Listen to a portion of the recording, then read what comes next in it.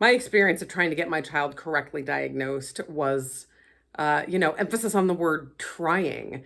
There was not a lot of diagnosing going on. It looked a lot like the professionals that we went to for answers, giving us a bunch of useless exercises and parenting classes and, you know, toolboxes and sticker charts and all this sort of stuff that was absolutely useless and never actually gave us any sort of an answer as to what was wrong. And were largely ineffective and wastes of time. It wasn't actually until my child was 14 years old when I actually went to our therapist and I said to our therapist, I'm pretty sure my child has psychopathy. And the therapist agreed at that point. And, I mean, that's unfortunately, it's fairly standard.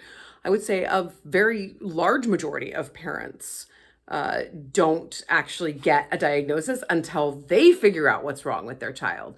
We do also have a small subset of parents who will, get a diagnosis in writing in their child's treatment plan at some point, but it's never explained to them. So many of these parents will be thumbing through their child's old diagnostic information and will suddenly come across this thing and be like, well, what is this thing? Nobody ever mentioned it to me.